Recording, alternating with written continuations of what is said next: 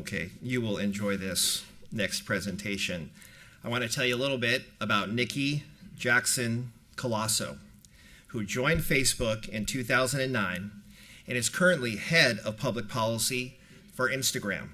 She works cross-functionally with members of the product, engineering, and operations teams to address safety, privacy, and security issues on Instagram and across the internet.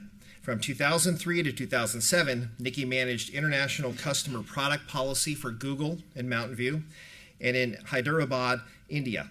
Prior to joining Google, Nikki spent a year in a fishing village in Hokkaido, Japan, teaching English. I guess that's Hokkaido, Japan. Hokkaido, Japan, teaching English. She is the mother of two and holds a BS in Media and Communications from Northwestern and Master of International Affairs from Columbia. Let's please welcome Nikki.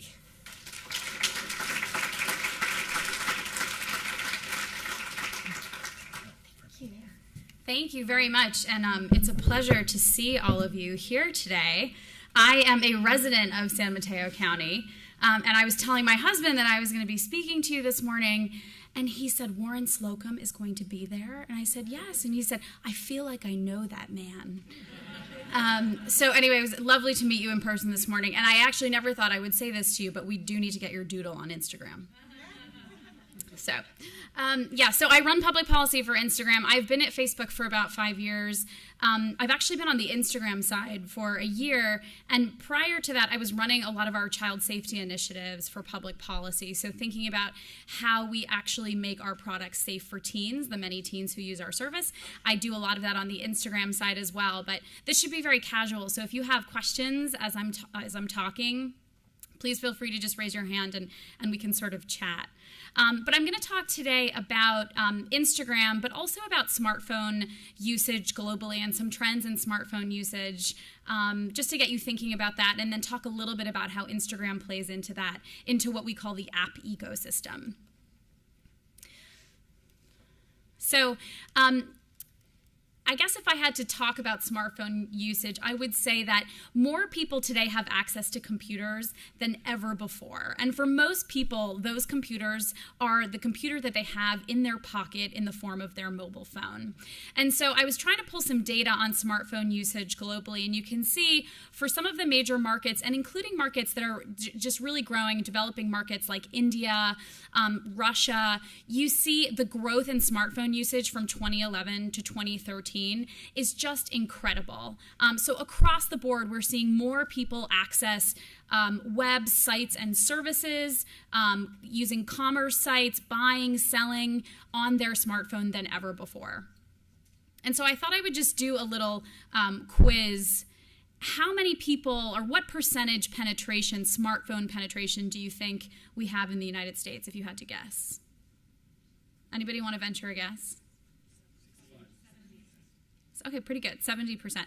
So in 2011, it was 49%. In 2013, it's 75%. So we see, just an explosive use of smartphones. This is where people are connecting. And so when you're thinking of getting in touch with your constituents and connecting with them, definitely think about how you can do that on mobile, because that is where people are connecting. And this chart looks even more impressive if you survey the 18 to 24 demographic.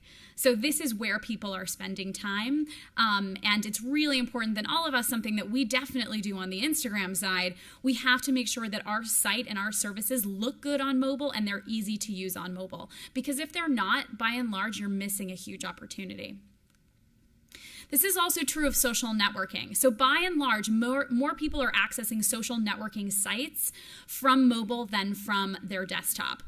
And you can see across the board, anywhere you see yellow, that is where people are accessing from a smartphone, and blue is desktop. And the one that really sticks out to me is LinkedIn. A lot of people who are working are probably accessing LinkedIn from the office environment. I don't know, maybe they're in the market for a new job. But otherwise, everybody is pretty much doing this on mobile. And of all of those, just about everyone, all of them have an application that you could use on your smartphone, and some of them are exclusively mobile, almost exclusively mobile. So Snapchat, how many people have heard of Snapchat?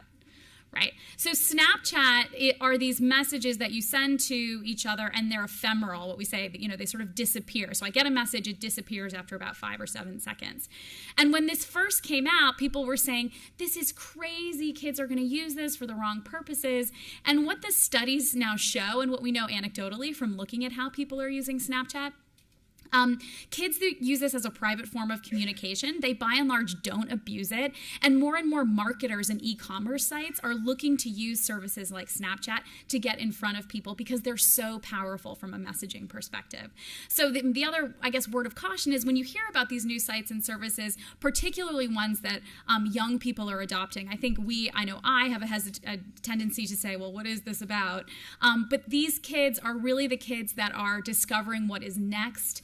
And they, in some ways, are just more open and much more aware of these technologies and what they can do for us. I also just wanted to talk a little bit about app usage. This is the USA. From a base of all smartphone users, most people had 23 apps on their phone in 2011. In 2013, it's 33 apps. So again, if you have a site or a service that where you really want to connect people and you don't have an app, of course there is some cost to development. It's worth having an application. It's just much easier for people to access and get fast service when they're doing so from an app. And so this brings us to Instagram, what Instagram is, its growth in the app ecosystem, as we call it. Instagram was founded in 2010, so we're about 4 years old, and Facebook acquired us 2 years ago in 2012. We have about 250 million people that use our service. MAP is a measure of monthly active users or monthly active people on Instagram. And 65% of those are outside the US. And that's also true of Facebook. I don't know if it's not 65%, but the vast, vast majority of people accessing sites and services are outside the US, which makes sense when you think about it. I'll also just note that we have about 100 people on the Instagram team. I am one of 2 public policy people for Instagram, and we support a base of 250 million people.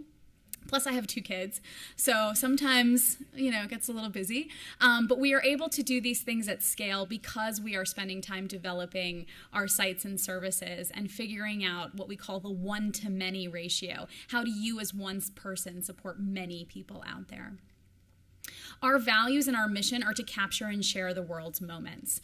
And so we want people to be photographing everything around them at any time and putting that up on Instagram for others to consume. And our values are community first. Instagram, more than any other social network that I know, is a community. It is a community of people. Many of the people have never met before, but they gather together around different topics, different passions, events, and they photograph those things. They use common hashtags, and that is how they join and create a body of photography and imagery that represents that image or that thing.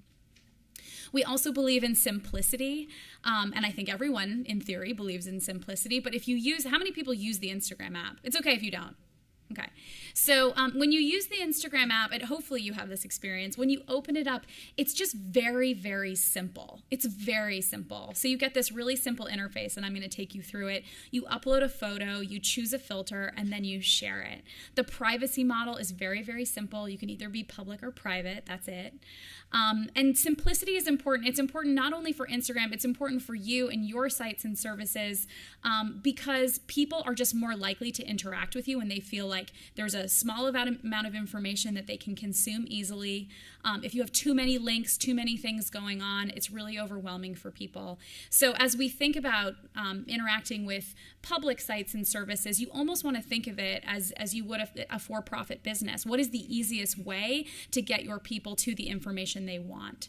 And we certainly think about Instagram that way, but it's a good, I think, rule of thumb for anyone. And then inspire creativity. I'm going to show you an example of a photo that I took later.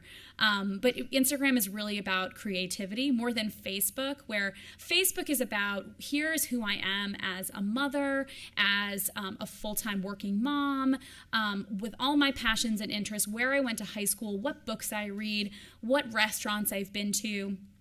Facebook is a snapshot of me online. Instagram is very different. Instagram, it's really about the image first and me second. So on Instagram, I could decide I don't want to be Nikki. I want to be birdwatcher123. And all I do is photograph images of birds in different environments. And that is really my body of work on Instagram. So while we call Instagram a social network, it functions very differently from Instagram. You could, in fact, have a whole body of work just around doodles or dogs or whatever, and people do this on Instagram. So I encourage you to check it out, but it's really about creativity. And the screenshot on your right is from when Instagram was named Apple's iPhone App of the Year in 2011. So this will be review for those of you that use Instagram regularly, but I'm just going to take you through a flow of how it works so you get a sense, hopefully, of the simplicity that I was talking about. You can take pictures on your camera phone, or you can take pictures from the camera within Instagram. You can rotate it, crop, adjust. Again, there are only a couple of buttons on this page, right? So if you were somebody using this for the first time, very easy to try and figure out what you're supposed to do. It's very, very simple. You can then, on the bottom, I don't know if you see the little hot air balloons, those represent different filters. And filters are just overlays that you can put on a photo to change the texture and the look of the photo. People love filters because you can take a color photograph and make it black and white in under a second. You can make it look retro, like it was shot in the 70s. You can do anything you want, basically. And I apologize if I call that retro. However, internally we call the 70s retro. I was born in the 70s too. But, it's very retro, but there are lots of different kinds of filters. There are many filters, in fact, that won't offend you, so I really encourage you to use them. So I thought I would just show you an example. Does anyone know who this is? Can anybody? I don't know if you can tell. I would not expect you to be able to, but if you want to play a guessing game, I'm game. Yeah, somebody almost had it. So somebody guessed Neil Armstrong. This is Buzz Aldrin. Buzz Aldrin came to Instagram a few weeks ago, and I was just like so tickled to meet him. I grew up on The Right Stuff, which isn't Buzz Aldrin, but I grew up on these like sort of stories of the early space programs, and I just think he's like great, and I was so excited to meet him. And I actually told this woman who just graduated from college, I said, Buzz Aldrin's here, and I'm going to go take a picture. I want to go take a picture of him. And she was like, oh, yeah, he's like totally before my time. And I was like, to be clear, he was also before my time. But I was still really excited to meet him. So this is the photo that I got of Buzz Aldrin when he was sitting down. And actually, there were a bunch of people standing around, and he was sort of sitting, looking out this window. And I liked the photo. But when I saw it on my phone, I thought, oh, it's too bad. The lighting is not great. And it's sort of green. I don't know why it turned out this way. So this was the photo that I got on my phone. And then, oops, sorry. And then that's the photo that I ended up creating using the Instagram filters. So I don't know if you think this looks better. I thought it looked much, much better. But what I love is that he's sitting there and he's sort of looking up into the sky. And so I thought, you know, gosh, if you have to take a picture of Buzz Aldrin, like this is the one that I wanted to get. So you see the difference. And what it is are very, very simple tools that can make your content more beautiful. I also use this a ton with my kids. And then you can have services that basically take all of your Instagram photos and put them into Christmas cards, into other things that you might want to use. But again, it's about the power of really, really simple tools that allow people to connect in a way that they wouldn't have been able to otherwise. I talked a little bit before about Instagram as a community. Instagram is a community of people that love taking photographs, but it's also about beauty. So you don't have to take a perfect photograph on Instagram. You can take a picture of whatever you want, but what we see are different people posting content, and you just see these really, really beautiful photographs, and they're able to highlight that content on Instagram in a way that they are not on other sites and services. So the picture on the left is the costume exhibit from the Met Museum. Just really, really beautiful. The one in the middle is actually a former Instagram employee who is a freelance photographer who took this photo. It's a very, very simple photo, just very beautiful. And then the one on the right I point out because this is a teen. She's a very, very popular teen on Instagram. Her name is Quincy Davis, and she's almost a professional surfer. Like this is what she does. I mean, she's in school, but she surfs, and she takes these amazing photos. She goes out with her friends, and they take amazing photos of her surfing and doing really cool things. And I point her out because teens love Instagram. Teens are spending a ton of time on Instagram, and they follow, you would think that they follow sort of like the Justin Biebers of the world. What they love doing are connecting to these teens who are doing really, really interesting things, and who have a high degree of professionalism, or just sort of focus in their particular area at very, very young ages. So Instagram and a lot of these apps are also a great way to connect with young people. If you're thinking about things like civic engagement and connecting with people, it's great to use these services that teens are using. So I talked about this a little bit before, but Instagram is a community of people coming together, and we have a blog, which is blog.instagram.com, and it touches 58 million people per day read that blog. It has a huge distribution. We have more followers on our Twitter account than Twitter, the company, does. And so this is just a very, very, very powerful tool. So if you're not on Instagram, this is my big push to have you be there. And then I also just briefly wanted to talk about how people are telling their stories on Instagram. So I've told you a little bit about the tools and how you can make content look better in the community. But people also use Instagram to tell very powerful stories. So this photo is from a woman. It's actually a 15-year-old woman in Singapore who had struggled with an eating disorder. And what she did was she used Instagram to document her eating habits over time as she got healthy. And so Instagram became a really powerful tool for her as she sort of overcame that challenge. And she had tons and tons of people from the community following her and helping her along. And so you get this really powerful sense of storytelling. And then we ourselves, as a company, try to work with people to tell stories. So in February, during Black History Month, we worked with Howard University, which is a traditionally African-American university in Washington, D.C., on an Instameet. An Instameet is a meeting where Instagrammers come together and they photograph in honor of a certain event, or they're going to photograph a certain thing and all look at it from a different viewpoint. It's called an Instameet, so it's a great way to get people together. We had an Instameet with Howard University, and they basically did a walking tour of Washington, D.C., photographing key sites and figures from the civil rights movement. And we worked with them. We gave them a little bit of funding, and we're working with them on this. But again, it's a really interesting way to pull people together and to unite around a particular cause. The photograph on the right is a campaign that we did. It was during Anti-Bullying Month, which is in October. And what we did was we had older people, like 25, 30, 35, posting photos. You'll get where I'm going with this. Again, I'm not offending you. But older people basically posting photos of them in their awkward years, showing that as a teen, like, you get through that awkward moment of your teen years, and you can look back to sort of tell the tale of what that was like for you. So we did this campaign called the Awkward Years, which I think was one of the most highly engaged with posts. Really, really interesting for teens to see this. And so there are a lot of ways that we certainly can run campaigns on Instagram, but you can as well. And that's really it. That's sort of what I wanted to take you through. So I'm happy to answer some questions if people have them, and if not, I will pass off. Yeah. How would you recommend public policy or government to share that via picture? Okay, so the question is, how would we recommend that different sort of public entities use Instagram?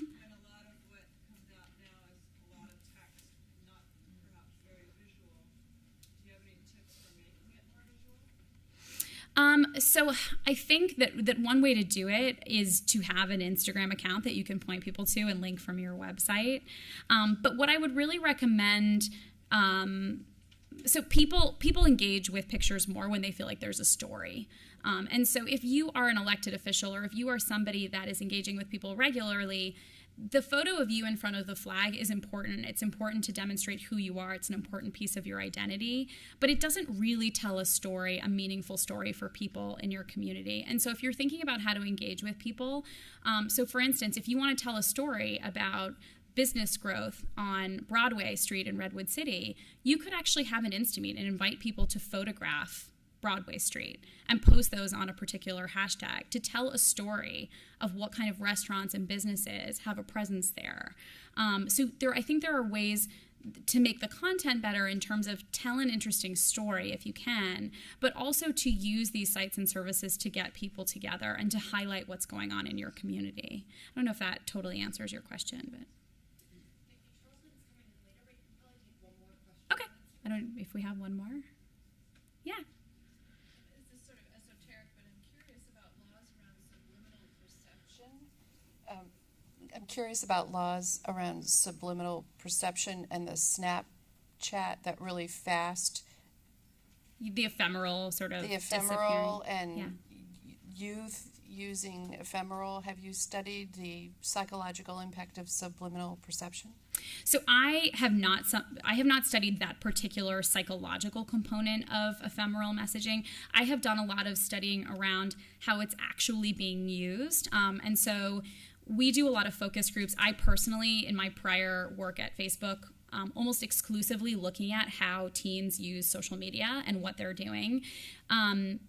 There's no question that you're going to have teens doing sort of, I'm going to just say in quotes, bad things, sending inappropriate pictures or whatever.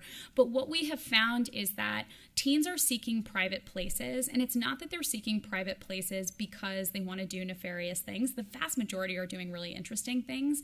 They just need private spaces to communicate with their friends where they feel like they have that connection and no one's watching them. So as much as being a teen in the year 2014, you'd think, wow, but they have all these connections to sites and services. It also means that it's really hard to just like talk to their friends and take pictures and share with each other. And so they tend to use Snapchat because there might be a picture like something funny they ate for lunch. They may not want to post that on Facebook because then it's there forever. They might not want to post it on Instagram because it's not really beautiful. It's not really telling a story, but it's something funny. Doesn't need to be kept, doesn't need to be saved, doesn't need to be cataloged as part of who they are, but they send it to a friend so that they can tell that story and then it goes away. So while I haven't done research on subliminal perception and sort of the psychological impacts of these services, my personal view is that, on the whole, they are very... They serve a purpose in communication for teens, and as long as you as a parent are having those conversations with your kids to the extent that you can, I think all of these different communication tools have benefits. Are there laws that limit subliminal perception, the duration of an image? There's nothing that I know of. From a legal perspective, we look more at what's harder for us to think about is if you have an image that goes away, right? So if I were to send you an image that was like bullying you or harassing you, if the image is gone, what we call hard deleted from your device, meaning it's really not there, how do you then report that? How do you actually go and get help if you need help? I think those are some of the challenges. I don't know of like more of the psychological, like the subliminal, the privacy piece of it, but I think more from a safety and a security standpoint, you need to have, sometimes it's helpful to have a record, and those are the kinds of things that I think, like as technologists who focus on kids, those are the kinds of things that we think about. Yeah. Thank you so much. Have a wonderful day.